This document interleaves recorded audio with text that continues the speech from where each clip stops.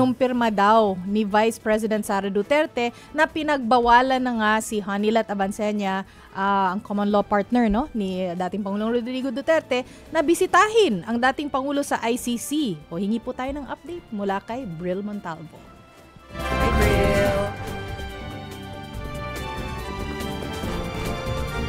Chiki, Jovi, Maricel, sunod-sunod nga ang naging aktibidad ni Vice President Sara Duterte dito sa Davao City kahapon matapos ang pag-archive ng Senado sa kanyang impeachment case noong Miyerkules ng gabi.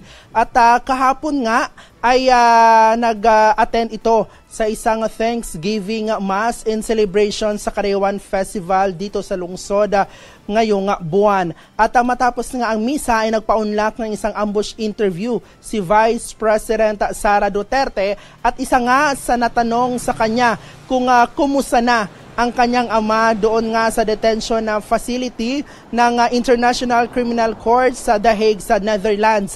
At ang sabi ni VP Sara ay okay naman at healthy naman ang kondisyon ng kanyang ama at nasisiyahan siya nang nalaman niya na ibinasura or idiniklarang unconstitutional ng Supreme Court ang impeachment case laban sa kanya. Narito ang pahayag ni Vice President Sara Duterte. Si PRD, former President Duterte, he is okay. Lately, most of the time, katong sa pagbisita nako, he was always in a good mood. He was truly very happy. Gusto niya daw i-enjoy yung moment na nanalo yung kaso sa Supreme Court.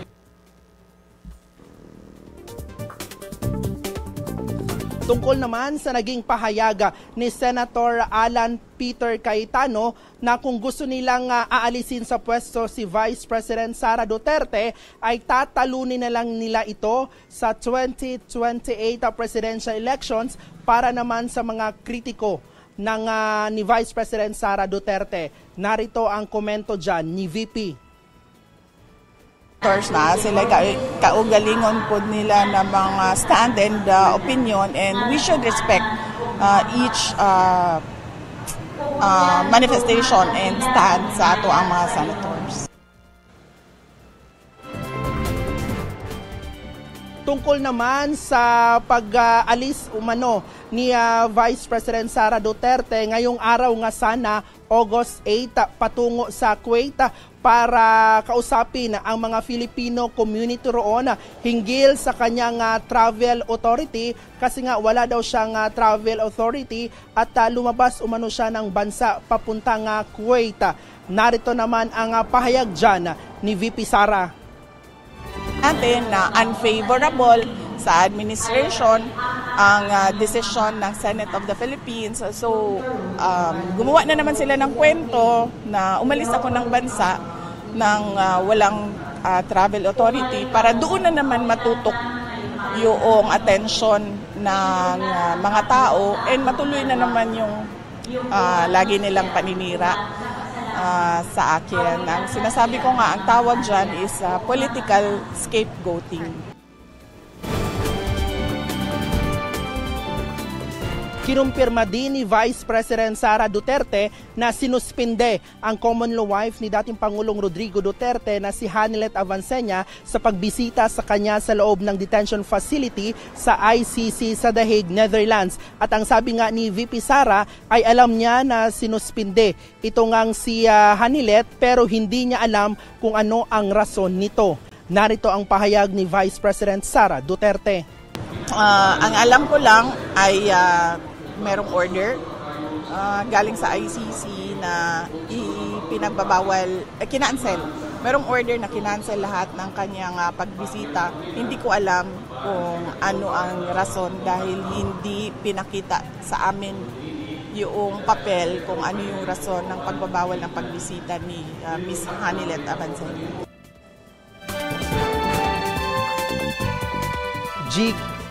Chiki, Jovi, Marice. Sorry, just need to clarify kasi kahapon kausap na po namin si Brill at si Brill ay nag-report na instantly kahapon ng quick reaction from the Office of the Vice President or kay Vice President at sa kanyang dinaluhan. Yesterday pa po kasi yung event na yan eh. Pero Brill, gusto lang namin malaman from your end dahil sinasabi nila na yan daw pinuntahan ay kahapon at least sa angling ay Thanksgiving.